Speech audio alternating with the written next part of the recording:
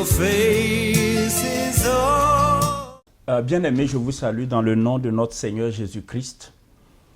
Je bénis le Seigneur de m'offrir cette tribune à partir de laquelle je voudrais m'adresser à vous et contribuer à votre édification, à votre épanouissement, à votre progrès dans la marche avec Dieu, dans la connaissance de Dieu, dans la connaissance également de la parole de Dieu. L'entretien que je me propose d'avoir avec vous va se faire autour du thème « Prenons garde à ce que nous mangeons ». À ce propos, je voudrais vous inviter à lire avec moi Matthieu chapitre 4, à partir du verset 4, sinon le verset 4. Jésus répondit, « Il est écrit, l'homme ne vivra pas de pain seulement, mais de toute parole qui sort de la bouche de Dieu. » Peuple de Dieu, je voudrais vous interpeller sur la nécessité d'une vigilance accrue quant au message que nous écoutons, aux prédications que nous entendons et aux enseignements dont nous nous nourrissons. Le constat est incontestable. Aujourd'hui, il y a une abondance de prédications, une abondance d'enseignements. Il ne se passe pas de jours, de semaines et de mois sans qu'il soit question de séminaires, de conventions, de programmes de réveil, de veillées spirituelles, et j'en passe. Donc, nous ne sommes pas dans une période de disette spirituelle à proprement parler. Cependant, je voudrais indiquer que l'abondance de nourriture n'est pas synonyme de nourriture de qualité. Il peut y avoir une grande abondance de prédication et cependant, il peut manquer de prédication de qualité. Et Dieu seul sait que les temps dans lesquels nous sommes, il y a, si nous observons de très près, il y a un manque de prédication pertinente. Ce n'est pas partout qu'on le constate, mais à certains endroits, certains groupes de chrétiens n'ont pas la grâce d'entendre la parole de Dieu telle que Dieu la veut, telle que Dieu souhaite que son peuple l'entende. Et c'est pourquoi il m'a semblé juste et opportun ce matin de vous interpeller sur la nécessité d'être vigilant. D'être vigilant parce qu'il y a un foisonnement de prédicateurs. On entend tout et n'importe quoi. Dieu merci, ce n'est pas toujours le cas. Mais avec l'avènement d'Internet, avec l'avènement des tablettes, avec l'avènement des téléphones mobiles, tablettes en même temps, nous avons accès à énormément de tribunes. Nous pouvons écouter énormément de messages. Nous pouvons être en contact par les ondes avec énormément de prédicateurs. Et il est important que nous soyons vigilants, que nous veillons à ce que nous entendons. La Bible dit, et c'est Jésus qui le dit en citant l'Ancien Testament, que l'homme ne se nourrira pas seulement de pain, mais de toute parole qui sort de la bouche de l'Éternel. Ici, on voit que le Seigneur établit un parallélisme entre la nourriture physique et la nourriture spirituelle. Et de tout temps, ce parallélisme a existé. Et donc, je voudrais partir de ce parallélisme aussi, à l'instar du Seigneur Jésus, pour mener les réflexions que je vais vous proposer. Je voudrais, à la suite des mises en garde que le Seigneur Jésus lui-même a faites, je voudrais attirer l'attention du peuple de Dieu sur la nécessité d'opter pour une nourriture spirituelle de qualité. C'est là l'essentiel même de mon propos. Opter pour une nourriture spirituelle de qualité. Comment cela peut se faire? Pourquoi cela doit se faire? C'est ce que je m'apprête à développer avec vous ce matin. Alors, je voudrais vous inviter à prendre un autre texte. Matthieu, chapitre 16, et à partir du verset 4. Une génération méchante et adultère demande un signe. Il ne lui sera donné d'autre miracle que celui de Jonas. Puis il les quitta et s'en alla. Les disciples, en passant à l'autre bord, avaient oublié de prendre des pains. Jésus leur dit, gardez-vous avec soin du levain des pharisiens et des sadducéens. Les disciples raisonnaient en eux-mêmes et disaient, c'est parce que nous n'avons pas pris de pain. Jésus l'ayant connu dit, pourquoi raisonnez-vous en vous-même, gens de peu de foi, sur ce que vous n'avez pas pris de pain? Êtes-vous encore sans intelligence? Ne vous rappelez-vous plus les 5 pains des 5000 hommes et combien de paniers vous avez emportés? Ni les 7 pains des 4000 hommes et combien de corbeilles vous avez emportés? Comment ne comprenez-vous pas que ce n'est pas au sujet de pain que je vous ai parlé? Gardez-vous du levain des pharisiens et des sadducéens. Alors, il comprit que ce n'était pas du levain du pain qu'il avait dit de se garder, mais de l'enseignement des pharisiens et des sadducéens. C'est clair que nous ne sommes plus au temps des pharisiens et des sadducéens. Ce temps est bien loin derrière nous. Cependant, force est de reconnaître que la mise en garde du divin maître est toujours d'actualité. Car si les pharisiens ne sont plus au milieu de nous, enfin, dans l'église, en tant que pharisiens, mais l'esprit des pharisiens s'y trouve, l'esprit des sadducéens s'y trouve. Et parce que cet esprit est encore au milieu de nous, le risque, n'est-ce pas, de nous nourrir du levain des pharisiens est encore là. C'est pourquoi nous devrons prendre la mise en garde du Seigneur Jésus-Christ très au sérieux. En diététique, on dit que notre manière de manger a une influence certaine sur notre santé. Nous sommes, semble-t-il, ce que nous mangeons. Quelqu'un disait, à juste titre, dis-moi ce que tu manges et je te dirai qui tu es. Et cela est vrai, tant sur le plan physique que sur le plan spirituel. Mais il faut noter tout de suite que les dégâts, par exemple, de la mauvaise nutrition, sont encore plus dramatiques sur le plan spirituel. D'où mon engouement à interpeller le peuple de Dieu et ceux qui sont chargés de les conduire. C'est le lieu pour moi d'ouvrir juste une parenthèse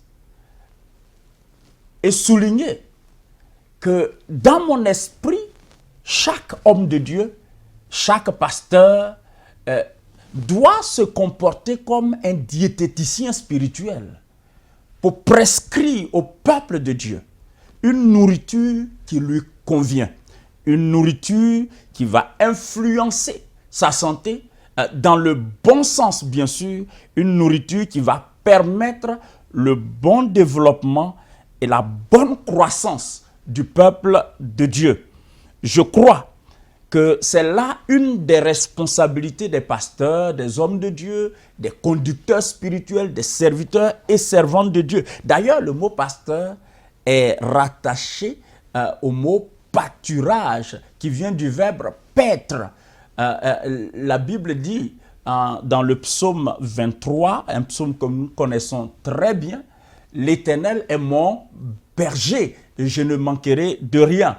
Il me conduit dans de verts pâturages et il me dirige vers des eaux paisibles. » Donc, le pasteur a pour rôle de paître le troupeau.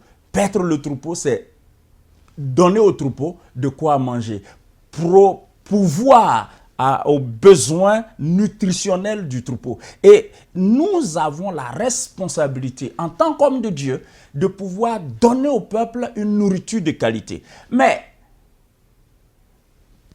toi, mon frère, ma soeur, en tant qu'enfant de Dieu, tu as aussi une responsabilité. Parce que même si les hommes de Dieu ont leur responsabilité, la tienne ne doit pas être négligée. Tu as la responsabilité de choisir ce que tu dois manger. Tu n'as pas le droit de manger n'importe quoi. Parce que ce que tu manges affecte ta vie. Ce que tu manges, tu as certainement bien compris ce que tu manges sur le plan spirituel. Et c'est de cela que nous allons parler. Jésus disait à ses disciples, méfiez-vous du levain des pharisiens. Pourquoi? Vous savez que les pharisiens, ils avaient une apparence de piété. Ils donnaient l'impression au peuple qu'ils prêchaient la parole telle que Dieu le voulait. Mais au final, on va découvrir, dès que Jésus entre dans le ministère, tous les conflits qu'il va avoir entre Jésus et les pharisiens, entre Jésus et les sadducéens. Pourquoi? Simplement parce que l'évangile tel que Jésus le prêchait était totalement opposé au message des pharisiens. Mais cela veut dire quoi? Cela veut dire que les pharisiens étaient complètement en déphasage avec la pensée de Dieu. Et aujourd'hui, si nous prêtons attention à certaines prédications, si nous écoutons certaines prédications avec beaucoup d'attention et avec un esprit critique, nous nous rendrons compte que certaines prédications, certes, sont émaillées de versets bibliques, de textes bibliques, mais ne sont pas bibliques. C'est peut-être l'occasion pour moi de vous dire que ce n'est pas parce qu'on bâtit une prédication ou un discours évangélique à partir de certains textes bibliques que le message est biblique. Un message biblique, c'est un message qui est conforme à la pensée de Dieu. Un message qui est conforme à la doctrine biblique. Un message qui est conforme au plein évangile. Un message qui n'est pas en déphasage avec les desseins de Dieu, avec le plan de Dieu. Cela dit, je voudrais, toujours en restant dans le parallélisme entre la nourriture spirituelle et la nourriture physique, je voudrais attirer votre attention sur le fait que la première et la plus grande tragédie dans l'histoire de l'humanité a été possible à cause de ce que nos deux premiers parents, à savoir Adam et la femme, n'ont pas été vigilants quant à la nourriture qui leur avait été proposée. Étant dans le jardin d'Éden, ils ont reçu la visite du diable qui était dans le serpent. Et le diable s'approche de la femme et lui propose une nourriture, mais derrière la nourriture physique que le diable proposait à la femme, il était en train de donner une autre nourriture qui était la nourriture spirituelle à la femme. Puisque non seulement le diable attirait l'attention de la femme sur le fruit, mais aussi le diable était en train de s'aimer en elle des pensées, des affirmations qui contredisaient les recommandations de Dieu. La femme, donc, n'a pas été vigilante. Et puis, elle est tombée dans le piège du diable. Le diable n'a pas changé. Le diable vient toujours à nous, pas avec des mensonges flagrants, pas avec des hérésies flagrantes. Le diable vient à nous avec des tests bibliques, comme autrefois il a fait avec le Seigneur Jésus. Je reviendrai sur cela tout à l'heure. Mais le diable vient à nous avec des tests bibliques. Non, ce n'est pas parce que j'ai choisi un verset biblique ici, un verset biblique là, que ce que je vais dire correspond à la pensée de Dieu. Il est clair que le diable connaît la parole de Dieu. Mais le diable ne prêche pas la parole de Dieu. Le diable exploite la parole de Dieu à ses fins. Il utilise les versets bibliques hors de son contexte. Écoutez très bien la plupart des prédications que vous entendez. Vous verrez que certaines personnes prennent des bouts de textes qui n'ont rien à voir avec leur contexte. Et commence à se produire. Je m'excuse de l'expression, mais c'est littéralement ce qu'on constate aujourd'hui. Alors, peuple de Dieu, il est important que nous fassions attention. Que nous fassions attention à tout ce qu'on nous propose, à travers les prédications, à travers les enseignements, à travers les séminaires. C'est le temps où nous devrons faire attention. Parce que nous sommes au 21e siècle. C'est un siècle de confusion. Un siècle où la vérité va être liquéfiée, où la vérité va être dénaturée, où la vérité va être mise de côté et le mensonge va prendre le devant. Un siècle où, si nous ne faisons pas attention, nous ne serons pas capables de déceler le mensonge ou de faire la différence entre le mensonge et la vérité. La Bible dit que l'Église même court le risque parce que les gens ont la démangeaison d'entendre des choses qui leur font plaisir. Et alors le diable envoie n'importe quel prédicateur pour proposer n'importe quelle prédication, n'importe quel message, n'importe quel enseignement. Il faut que vous et moi, nous fassions très attention. Un message n'est pas édifiant parce qu'il est prêché éloquemment. Un message n'est pas édifiant parce qu'on cite ici et là des versets bibliques. Il faut qu'on vérifie. Parce que ce que nous entendons affectera notre vie. Ce que nous entendons affectera notre histoire. Ce que nous entendons va conditionner notre destinée. Et donc, le Seigneur Jésus, quand il disait à ses disciples, gardez-vous du levain des pharisiens, il savait à quel point, si les disciples ne se détachaient pas du levain des pharisiens, à quel point cela aurait compliqué le travail que lui-même il était venu faire. Et les disciples ne seraient pas capables de relever le défi qui devrait être le leur. Les disciples ne seraient pas capables, n'est-ce pas, de continuer l'œuvre de Dieu si ils n'avaient pas été prévenus. Parce que le mélange de doctrines, le mélange entre le dogme et la doctrine biblique, entre les pensées religieuses et la pensée biblique, entre les pensées du nouvel âge et la pensée biblique, ce mélange n'édifie personne. Aujourd'hui, dans nos églises, face à des grands auditoires, on propose tout et n'importe quoi. Et le peuple de Dieu crie Amen. Le peuple de Dieu jubile.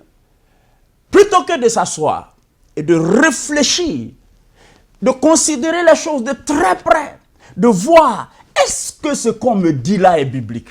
Mais je comprends qu'on ne peut vérifier si une prédication est biblique ou pas, à condition que nous-mêmes, nous ayons une bonne communion avec la parole de Dieu. Si nous n'avons pas de communion réelle avec la parole de Dieu, si nous n'avons pas de base spirituelle, si nous n'avons pas un fondement spirituel stable, C'est clair que ça va être difficile pour nous de vérifier ces choses. Je voudrais vous dire que l'homme est le fruit de ce qu'il croit. Or, ce que tu crois est conditionné par ce que tu entends. La Bible dit que la foi vient de ce qu'on entend. Et ce qu'on entend vient de la parole de Dieu. Donc, ce que tu entends comme prédication, ce que tu reçois comme enseignement, va conditionner, un, ta façon de penser. Deux, donc ta mentalité. Trois, ta foi. Ça va conditionner ta façon de penser, ta façon de raisonner, ta foi. Donc, qu'est-ce que cela veut dire? Cela veut dire que l'orientation de ta vie va être conditionnée par ce que tu entends. Donc, il faudrait que ce que tu entends soit correct, que ce que tu entends soit conforme à la parole de Dieu, que ce que tu entends corresponde à la vision de Dieu. C'est absolument important. Alors,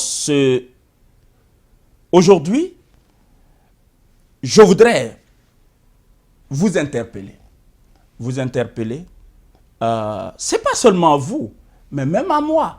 Chacun de nous se doit d'être vigilant.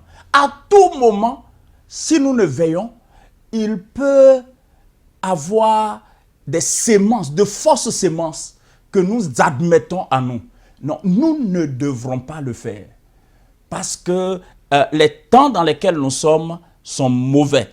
À ce propos, je voudrais qu'on considère un peu l'attitude des chrétiens de Bérée. La Bible dit, en Actes chapitre 17, au verset 11, voici ce que nous lisons. Ces Juifs avaient des sentiments plus nobles que ceux de Thessalonique. Ils reçurent la parole avec beaucoup d'empressement et ils examinaient chaque jour les Écritures pour voir si ce qu'on leur disait était exact. Mes amis, c'est notre responsabilité. Personne ne nous obligera à manger quoi que ce soit. C'est nous qui choisissons d'écouter tel message et de ne pas écouter tel autre message. Surtout quand nous allons sur Internet, quand nous sommes invités à un séminaire, et quand nous voyons que l'orientation de l'enseignement ne correspond pas à la pensée de Dieu, ne nous gênons pas, sortons simplement pour ne pas que nous laissions notre pensée, pour ne pas que nous laissions notre vie être conditionnée par des faussetés, par de l'hérésie, par des choses qui ne sont pas correctes. Une fois encore, nous gagnerons. Chaque fois que nous entendons un message, avant de digérer ce message, prenons le temps de l'examen, le temps de la réflexion, le temps pour vérifier à la lumière de la parole de Dieu si ce que nous avons entendu est vrai. Il ne s'agit pas d'être là acclamé aveuglement, je m'excuse du terme aveuglement, mais il ne s'agit pas de faire du suivisme, il ne s'agit pas de tenir compte de telle ou telle familiarité. Non, il s'agit de notre vie. Et c'est pourquoi nous avons tout intérêt de veiller et de faire attention à ce qu'on nous propose comme nourriture spirituelle aujourd'hui. Nous sommes en France et en ce moment même, il y a un débat autour de la viande de cheval parce que une certaine qualité de viande de cheval a été proposée sur le marché et il se trouve que ce n'est pas une viande de qualité. Et donc, aussi bien le gouvernement anglais que le gouvernement français, en tout cas, tout le monde est en alerte. Alors, si le monde, la société, est regardante en ce qui concerne ce que le peuple, ce que les gens doivent consommer, à combien plus forte raison, nous, en tant qu'enfants de Dieu, nous ne devrons pas faire attention sur ce qui entre dans notre vie, sur ce qui entre dans notre cœur. La Bible dit, en Proverbe, veille sur ton cœur, plus que toute autre chose. car de lui viennent les sources de la vie. Il ne faudrait pas permettre que n'importe quel message s'installe dans ton cœur. Il ne faudrait pas permettre que n'importe quelle prédication accède à ton cœur, parce que c'est le moment ou jamais où nous devrons préserver notre cœur. Ainsi donc, je crois de tout cœur que votre attention a été tirée. Vous êtes responsable. Vous êtes responsable. J'attire votre attention. Je vous encourage à prendre au sérieux ces mises en garde, parce que notre vie est trop précieuse aux yeux de Dieu. Mais notre vie peut prendre une orientation motivée par des enseignements qui ne sont pas conformes à la parole de Dieu. En espérant que ces paroles vont contribuer à accroître votre vigilance, et je voudrais vous remercier de votre écoute. Je vous bénis au nom de Jésus et je vous dis à très bientôt. Que le Seigneur vous bénisse.